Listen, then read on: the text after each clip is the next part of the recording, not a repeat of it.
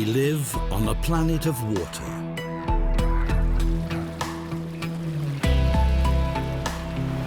Water captivates our senses.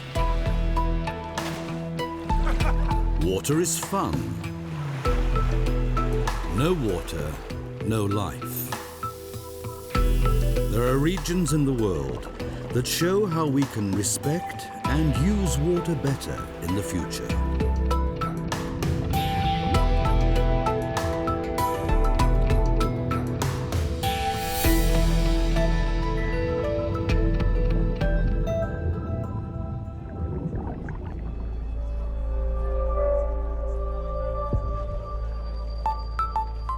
Everyone knows the famous Grand Canyon. Less well known is the story of the river that formed it. The Colorado.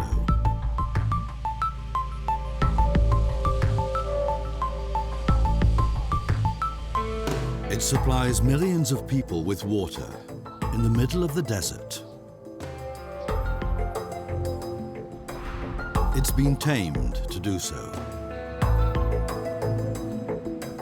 And its water channeled off.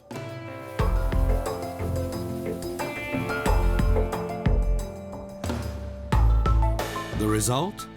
The proud Colorado no longer reaches the sea. It peters out in the desert.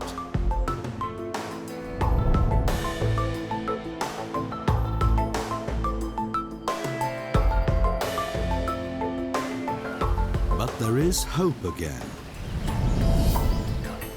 How can the Colorado be made to reach its goal once more, and its arid delta awake to new life?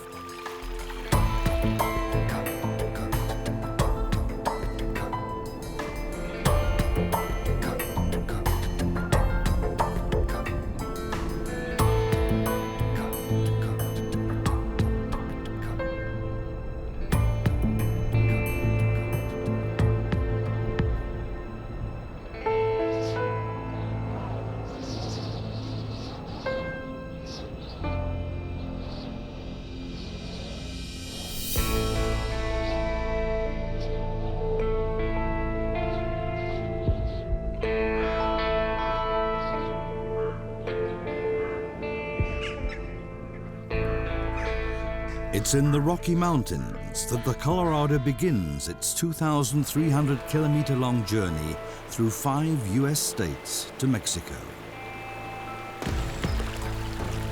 In spring, the meltwater swells the mountain streams, and they form an ever mightier river.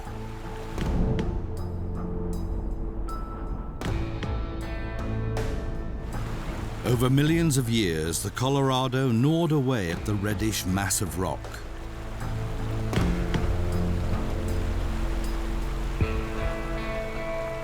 It's the colored sediments that give the Colorado River its name, the Red River.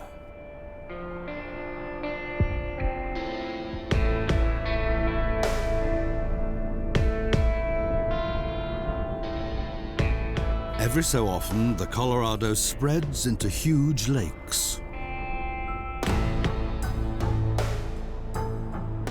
These lakes were not formed by nature, but by man. They supply millions of Americans with water and make life possible at all in the southwest of the USA.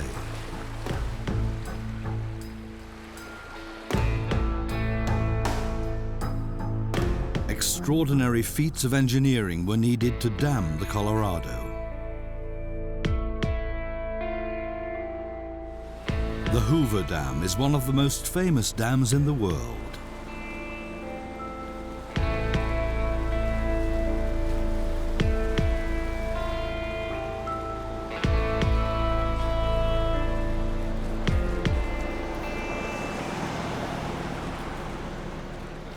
The dam created Lake Mead, one of the biggest water reservoirs in the US.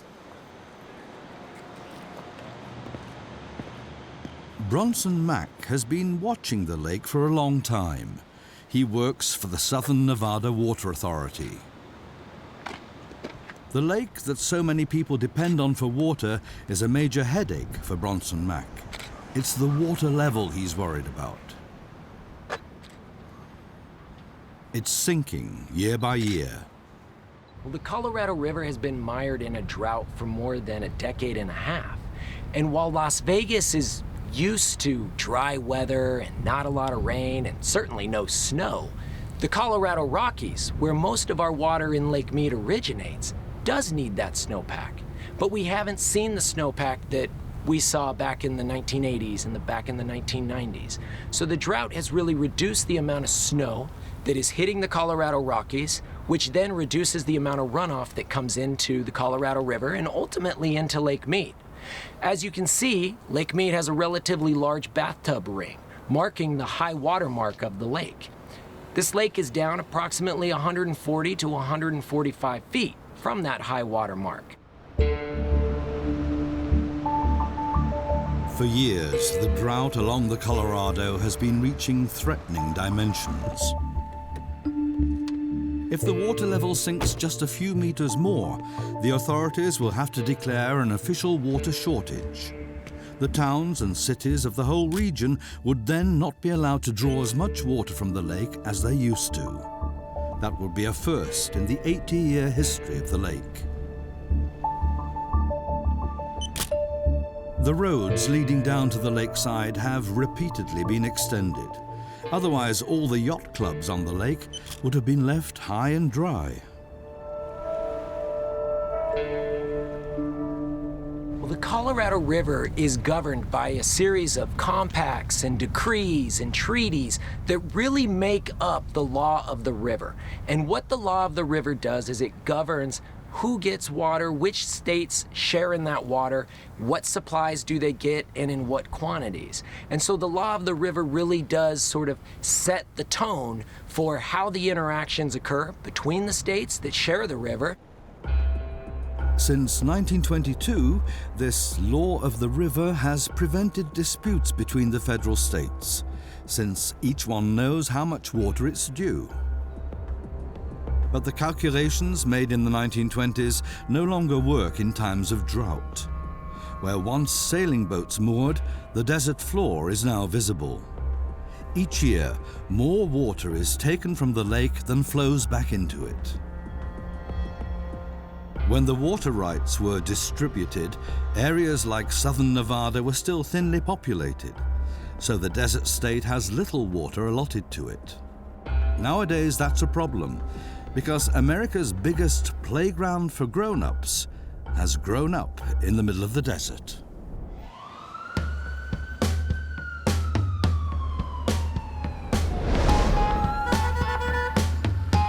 $40 million tourists a year, 150,000 hotel rooms. That's more than in New York. A gambler's paradise, built on desert sand.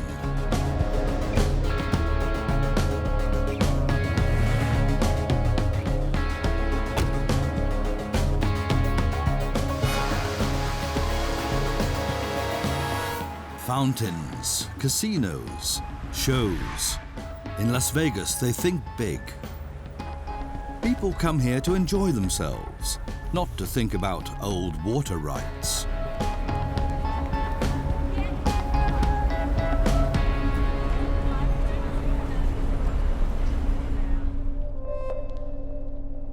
But the drought has become a real threat to the gambling city. The boom has brought more and more people to settle in Las Vegas, and all the newcomers want their own little garden, preferably with their own pool.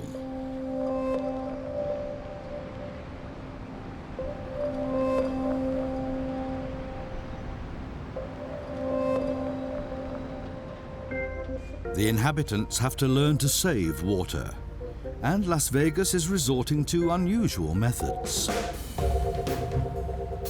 Men like Kevin Perry are on patrol for the Water Authority. He's a water inspector. His job is to track down water wasters in a bid to reduce consumption.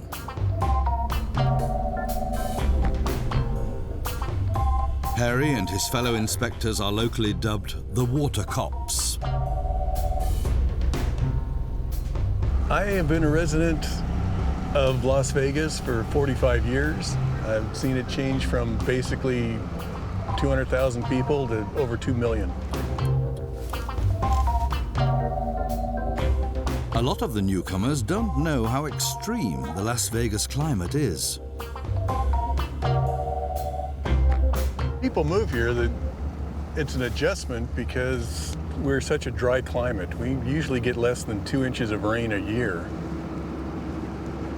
And they're used to having their lawns watered by Mother Nature and their trees kept green. And when they move here, everything's gone through a meter which we charge for usage of the water. And what they're not used to is conservation because they never had to. Perry sees that the inhabitants stick to the Water Authority rules. Sprinklers can only run at night and just once a week in winter. Kevin Perry keeps a sharp lookout. Not even a small puddle escapes him.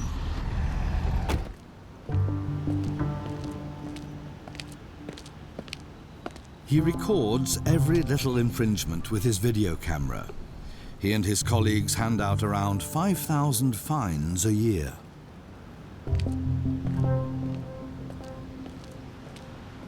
But in most cases, Kevin Perry first appeals to the homeowner's common sense and gives them a time limit to remedy the situation.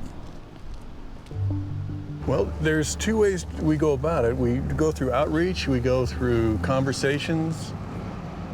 Those that choose not to adjust and change their watering habits, we have an enforcement side that starts with penalties. Monetary fees are charged, and those monetary fees are on a graduated scale. They have to pay it or we will turn their water off as a delinquent, as non-payment for service. Best of all for the Water Authority would be for the inhabitants of Las Vegas to forego their thirsty lawns altogether. Unlike water from households and pools, which is captured in the drainage system, the water used on thousands of gardens is lost.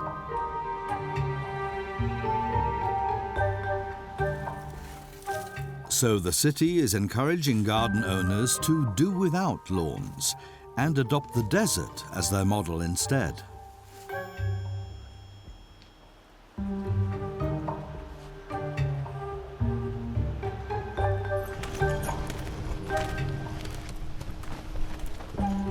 Amy Zeldenrust is an expert in such transformations. In her landscape designs, she replaces grass with cacti. What do you think, every 18 inches? 24? Okay. Or she plants agaves in raised beds which retain water.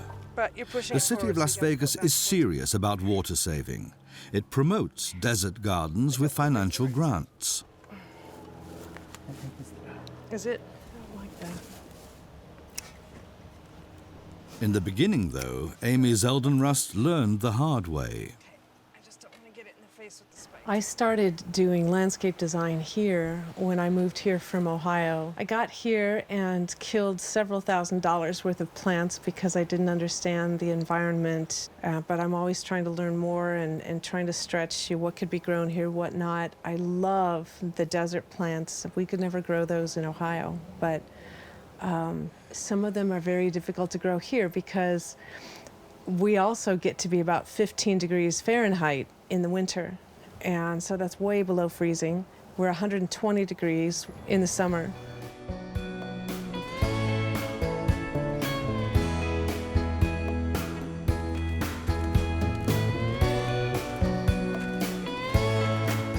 As often as she can, Amy Zeldenrust makes trips into the desert.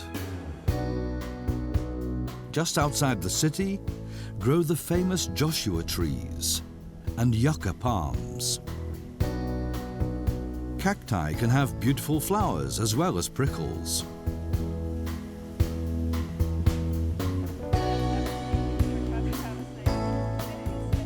At weekends, Amy Zeldenrust likes to go walking with friends in the spectacular countryside. But unlike her friends, she's not only looking for relaxation here.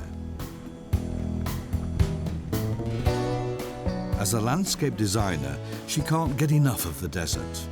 Every species of plant that survives here is an expert in water conservation.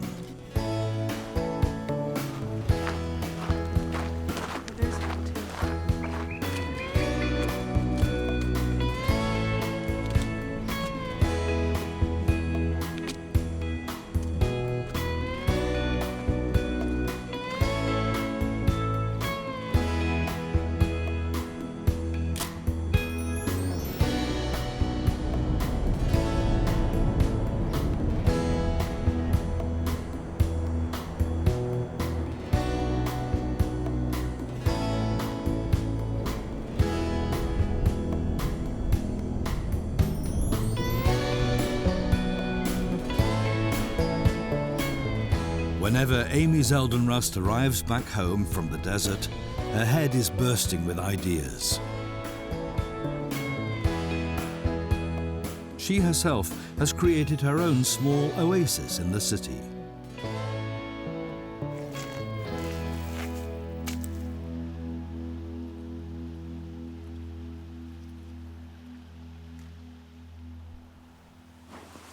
Her garden is also her workshop and studio.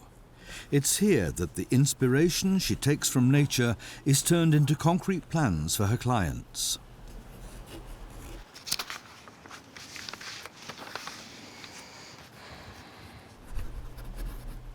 When people get their new garden, take out all the grass and have this, I find that a lot of them just really love to go out every day and see how things have changed and see the different smells and see how it's growing and not mowing the grass and not having that water bill. More and more homeowners are following this model. Hi, Peter. Hey, Amy, how are you, dear? I'm good. How are you? Good to see you. Nice to see you. Hi, How's everything? Good. Margaret? Mi-Yong was one of Amy Zeldenrust's first customers. When this former manager moved into his house, there were still lawns in the front garden, not agaves and cacti. There's always something to do in a garden like this, which is good for Amy Zeldenrust's small business. This is You're not going to take them out completely, are you? The grasses? Yeah. Yeah, you told me you wanted But during as the you winter. can see, they grow like crazy They and then do. they die off and they come right back. They do. These were just little tiny things. Look how big they are. Mi-Yong contacted Amy because the city's water cops kept on giving him fines. They were this tall when you... Well, the front of our house is kind of steep and the water would run into the street. And we were fined every month. We had to pay an extra $40 because we couldn't control the water. That was number one. Number two, living here, you kind of understand what it means to save and conserve water. And we wanted to have a different look. And it was grass, and it was nice. It had flowers. But this is kind of interesting. We're in the desert, and so we decided we should really have some really neat desert landscaping. And we really love it. And it's just fun to have it, and it looks great, and it looks different.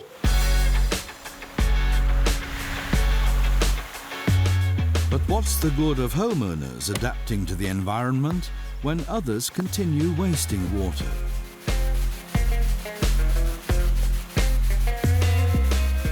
There are over 50 golf courses in the desert city, and their greens have to live up to their name.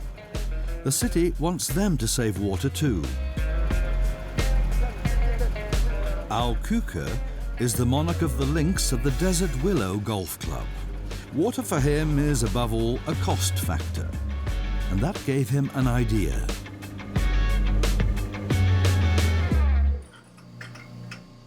His control center is hidden underground.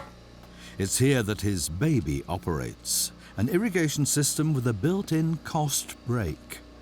The trick is 2 separate water sources. The irrigation system for the golf course is set up with 2 different types of systems. One is a potable water system for the greens, but these areas right in here, the perimeter areas, are all watered with effluent water, which is a reclaimed water from the sewage treatment plants. The golf club gets the treated water at a bargain price. Las Vegas, in turn, saves precious drinking water. But the authorities wanted more. The golf course was very green and it had lots of trees and lots of East Coast type plants on it that are not natural to this area. We talked to the Southern Nevada Water Authority about taking the grass out because they have a turf conversion program where they pay us so many dollars to take each square foot of grass out, replacing it with desert landscaping. This saves the club around $140,000 a year. The club members had to adjust to the new look, but playing golf remains affordable.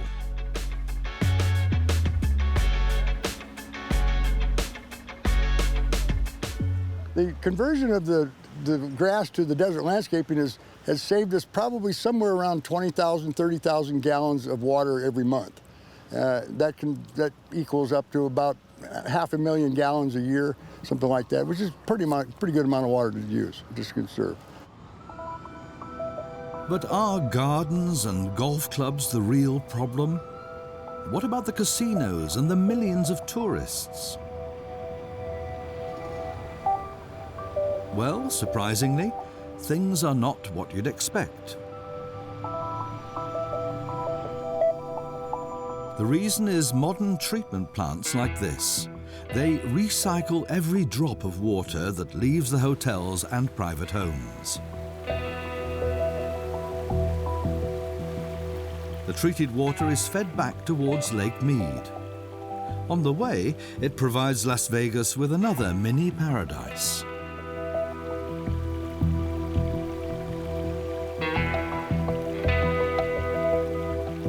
The water supplies a wetland area on the city outskirts, the Las Vegas Wash.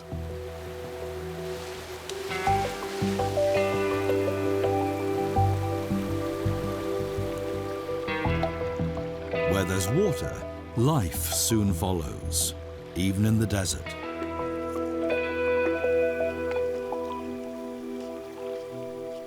An ideal habitat for water turtles and waterfowl.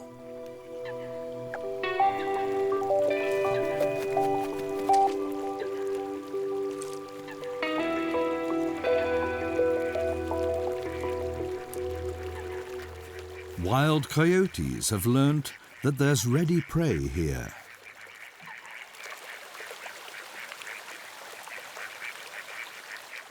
A coot has to pay the price.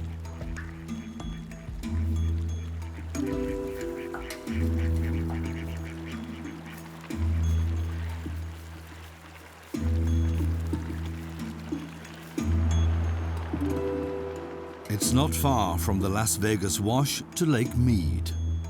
3/4 of the water that Las Vegas draws from the Colorado is pumped back into the reservoir. This is vital for the city. Every liter that Las Vegas pumps back into the lake, it can take out again. So the desert city uses its water again and again. It's the only way of surviving on the water it's allotted from the Colorado. In 2002, when the drought started, Las Vegas's water use was relatively high. We were kind of known as a community that really wasn't very efficient with its water use. But the drought showed us that we needed to be more efficient. And the result has been a decrease in our water use by 30% since the drought started. And that was during a time when we had more than 500,000 people move to Las Vegas. So we've proven that you can grow a city and you can have a viable economy with using very, very little water. South of Las Vegas, about 1,500 river kilometers from its source, the lower course of the Colorado begins. The river brings water into a region that's so arid that hardly any plants grow.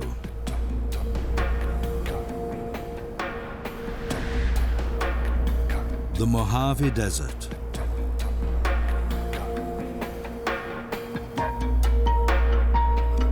Huge sand dunes, reminiscent of the Sahara in Africa.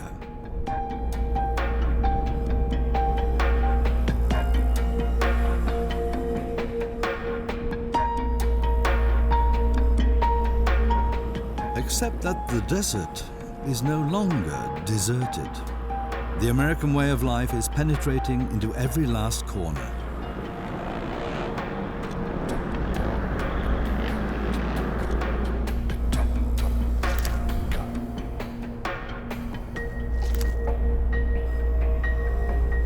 The area was already populated in the distant past, as is shown by Native American symbols in the desert sand, 1,000 to 2,000 years old.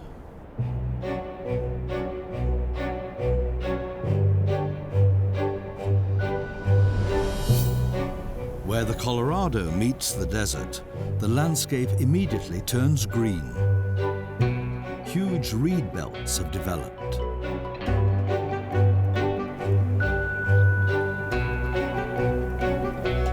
Pelicans and other water birds are dependent on the waters of the Colorado.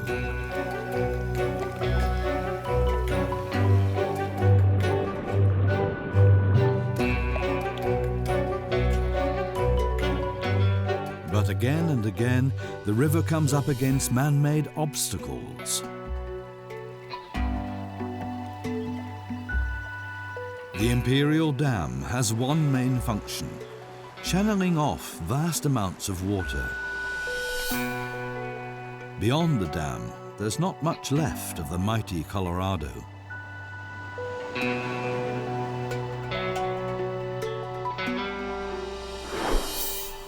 At the dam, huge volumes of water are diverted into the All-American Canal.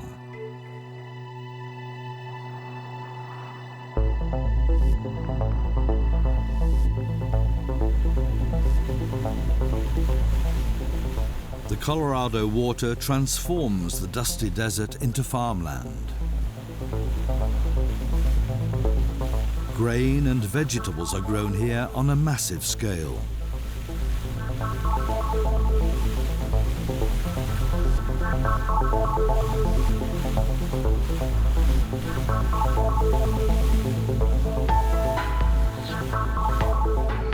A mega business.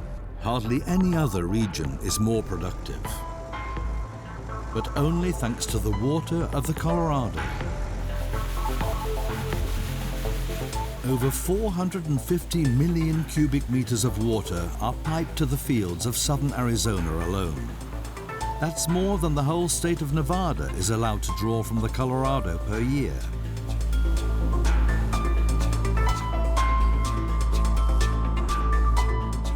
Whether vegetables or row upon row of date palms, everything flourishes in the Yuma Valley, just 30 miles from the Imperial Dam. Every hectare is exploited, with fields stretching to the horizon.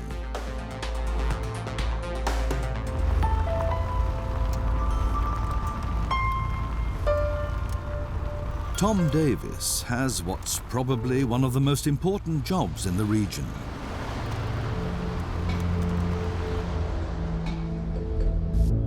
He is head of the Water Users Association in Yuma County.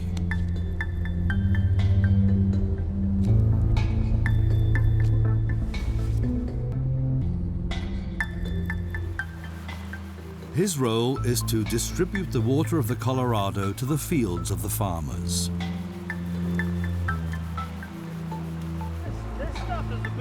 Yuma Valley is crisscrossed everywhere by large and small canals. On the third gate. Every liter of water counts. Without irrigation, the vegetables and grain would soon wither in the searing desert climate. So whenever a sluice has a problem, Tom Davis has to deal with it. See if we can move it manually. And okay, thanks. Yes. All right, thank you. All it takes is a couple of mouse clicks.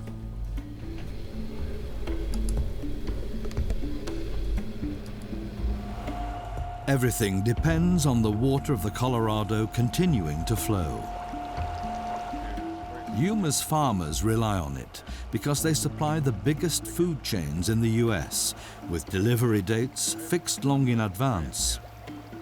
We deliver water here in this valley to about 50,000 acres of land, which is owned by about 6,000 different individual people. And not only do they depend on revenues generated from crops grown by Colorado River water, then there's so many secondary industries here. Coolers, shippers, boxing plants, salad plants, all different kinds of processing that takes place, all the shipping.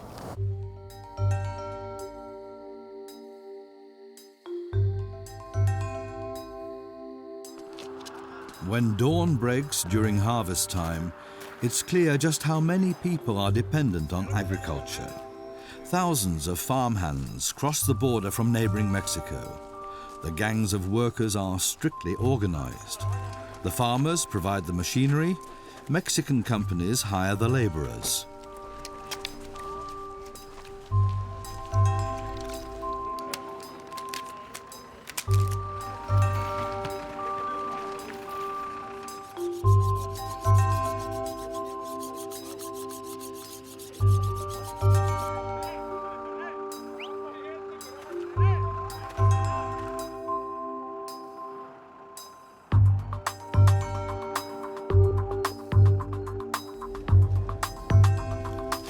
Farmhands operate on piecework. Still in the field, romaine lettuces are packed into bags and cartons. Everyone knows their job. Here, time is money.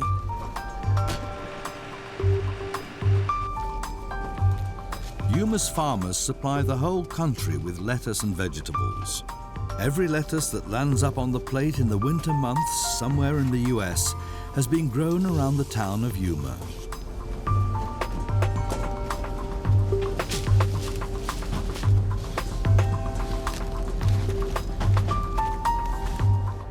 With their fruit, grain, salad, vegetables, and cattle, the farmers of the town have a turnover of more than $1 billion, year on year.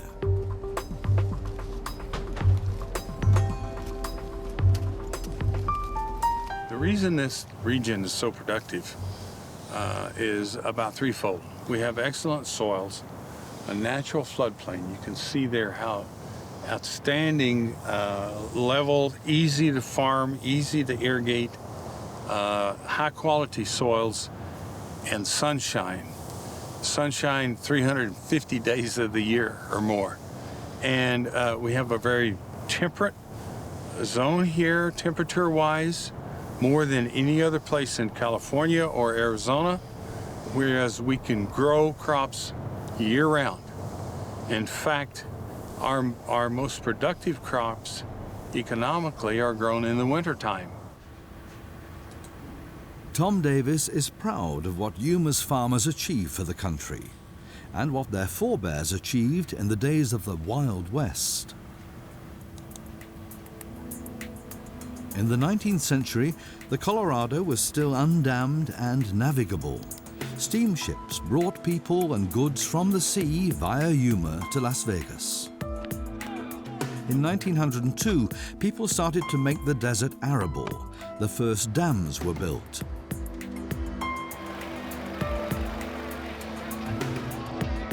It was not only the railways that helped the West to be settled, but also water that attracted farmers to the region.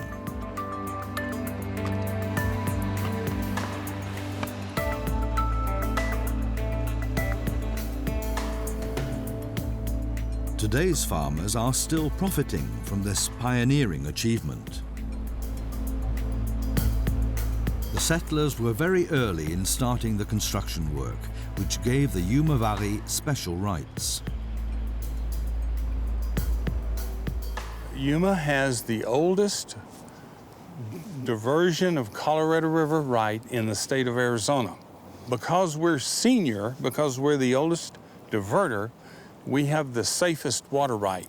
In times of shortage, junior rights will be cut off or discontinued in diversion while we can continue to get our water because we were senior, we were here first.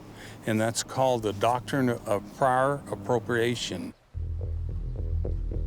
First come, first served. Yuma's farmers have no intention of giving up their water rights. They're constantly improving efficiency and water conservation.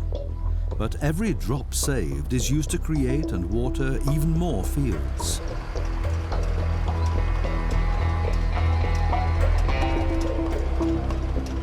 Business is booming all year round. In winter, young celery plants are set out by machine.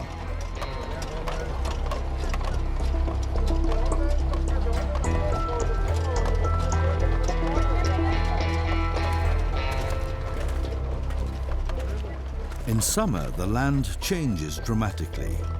Grain turns the fields green. Wheat from Yuma is exported as far as Italy, where it's used to make Italian pasta.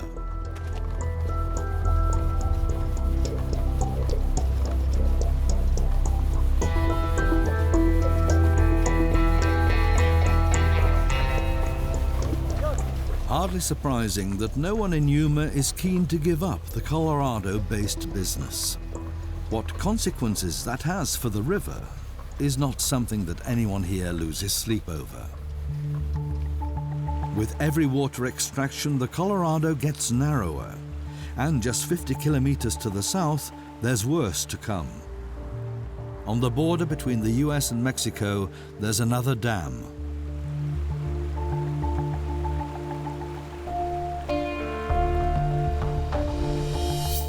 At the Morelos Dam, the last of the river's water is channeled off for farmers in Mexico.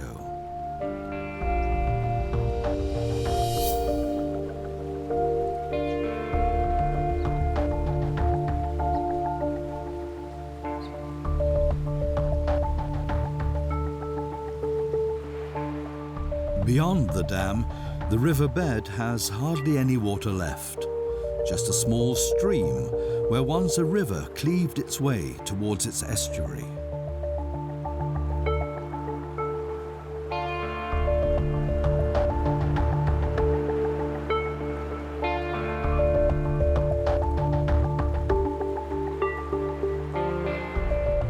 What remains is scarcely wider than the dusty border strip that runs alongside the trickle.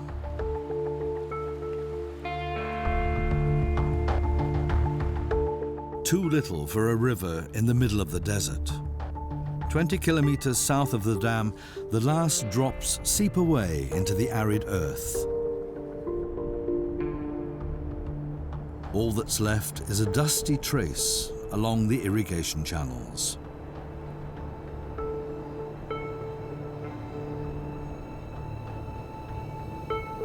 The once green Colorado Delta is now a desert.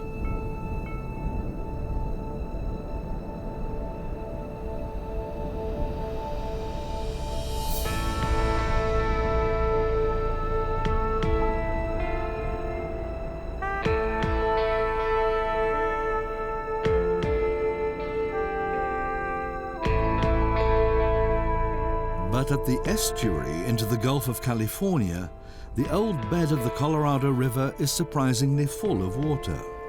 It's only seawater, though, which flows into the old estuary with every tide.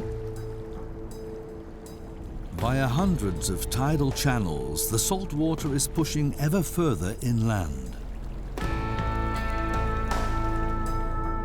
Since no river water reaches the estuary anymore, the bed of the delta is salting up. Ever greater areas are coated with a lifeless salt crust.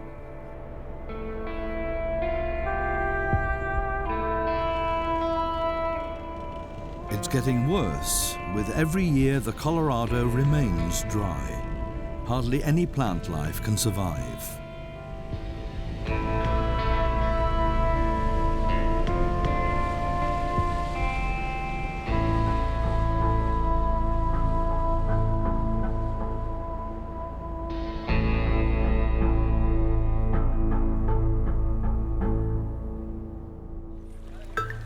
But there is hope. In 2014, something happened at the Morelos Dam that had been unthinkable for decades. The floodgates opened.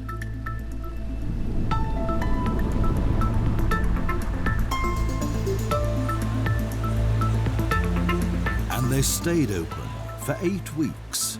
The water flowed unimpeded.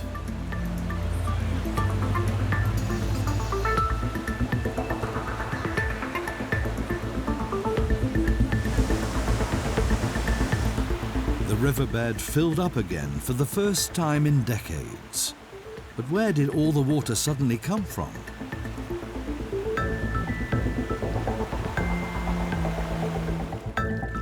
For some years, Mexico had not fully exploited its water rights. The unused water was stored in Lake Mead. Part of it served to flood the old riverbed. The idea came from conservationists.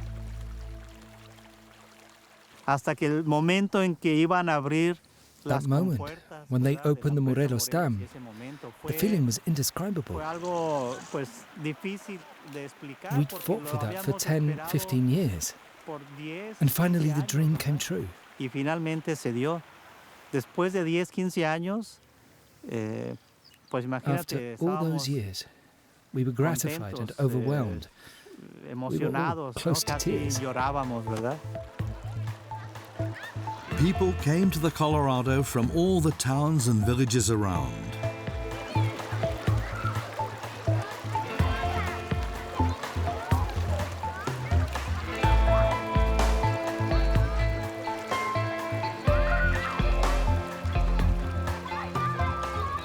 A lot of them hadn't realized that they were living by a river. The water surged further and further on.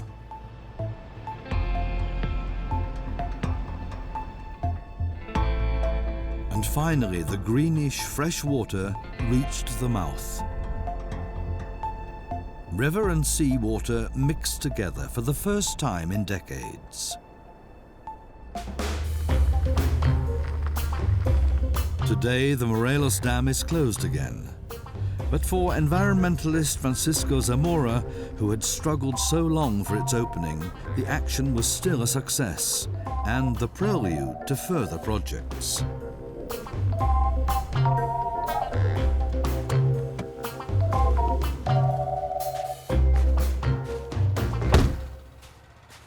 Buenos días. The flooding showed that the dried-out landscape was not dead and could blossom again. Since then, Francisco Zamora has pressed on with the environmental project in the Delta. His aim is, step by step, to bring life back to ever greater sections of the old riverbed, permanently.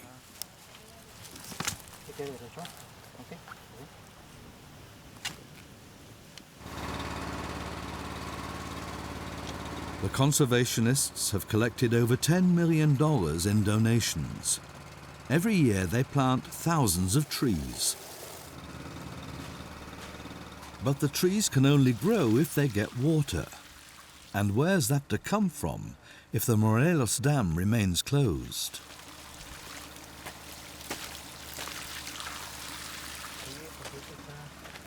Sin agua no podíamos restaurar. Nothing happens here without water. We conservationists have had to buy the necessary water. Conseguir esa agua, ¿verdad?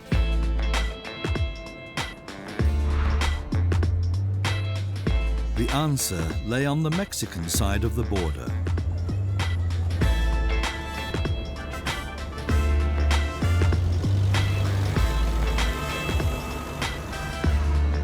Here too, there are lots of farmers who also use the water of the Colorado.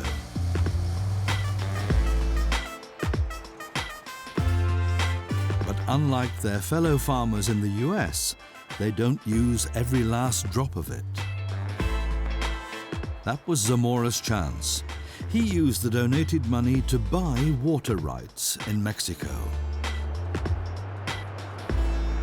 Lo hacemos directamente trabajando con los agricultores. We work directly with the farmers. Many don't use any of their water rights. They don't plant anything. A lot of young people leave the area for jobs in the city. And so there's always someone who'll lease or sell the water rights to us.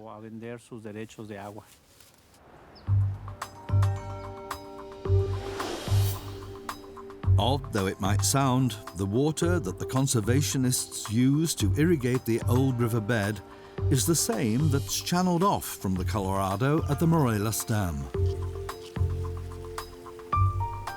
Places where water is restored burst into life.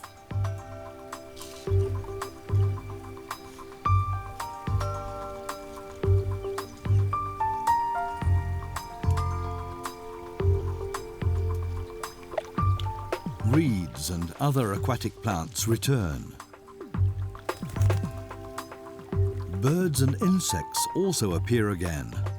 The determination of the conservationists and the donations are paying off. What seemed lost forever can be restored.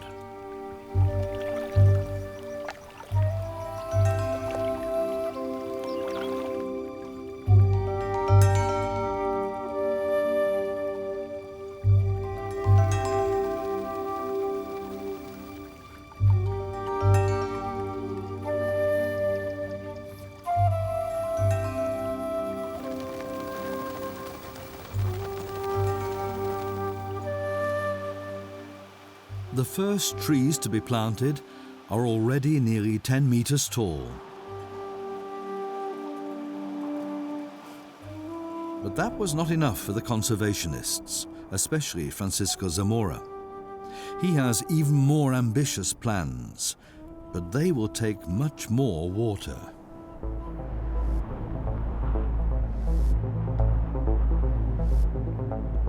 That's why the ecologists invested in a new water treatment plant for the nearby city of Mexicali. A deal was reached. Zamora spent donated money on a lake with reed beds. The plants extract further pollutants from the sewage water. In return, the ecologists get to use the purified water.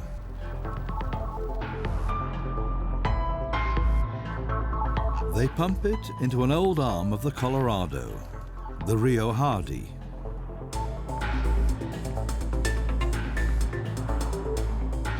Now that the Rio Hardy permanently carries water again, the ecologists can realize another dream.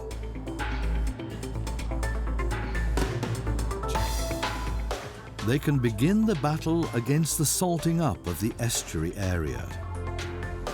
To help the Rio Hardy push as far forward as possible, the ecologists are lending a hand. They've brought in heavy equipment. Excavators dig a channel to open up the way.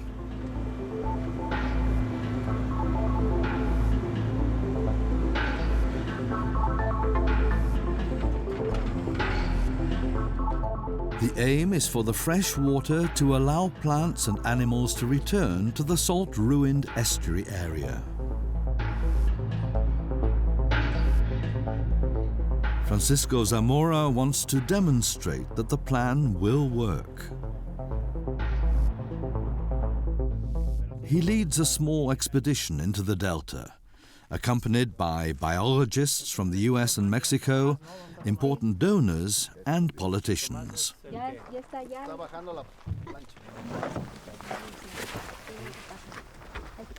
Zamora wants to convince them that his project is already bearing the first fruit.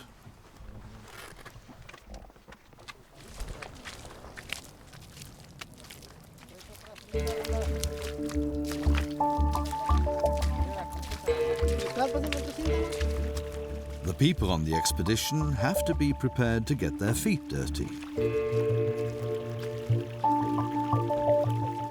Francisco Zamora is looking for a plant that once covered broad areas of the delta before the soil became too salty.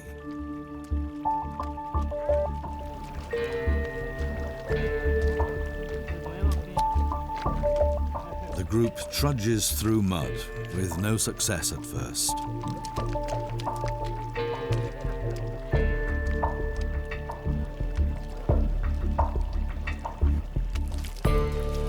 Then, after an hour, they strike lucky. Seagrass, once so common here, has reappeared.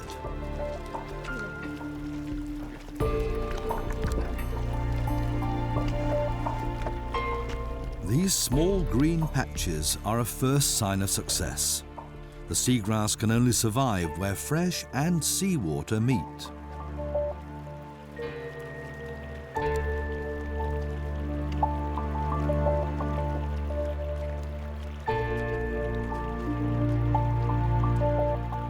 Zamora is convinced that broad areas will soon be covered again with seagrass.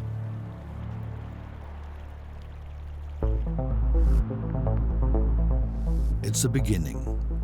But what's important is that even more Colorado water reaches the estuary in future.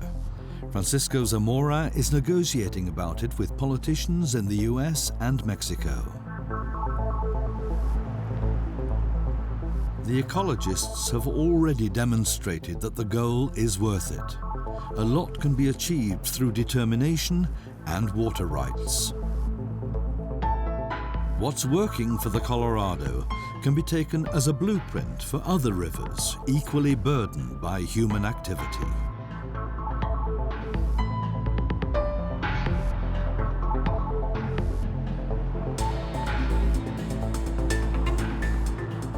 They're here again, huge flocks of birds in the delta of the Colorado River.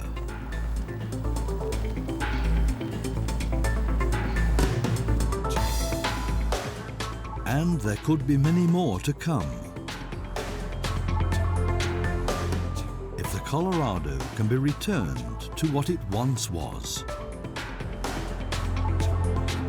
A proud river that after a journey of 2,300 kilometers through canyons and deserts, reaches the sea.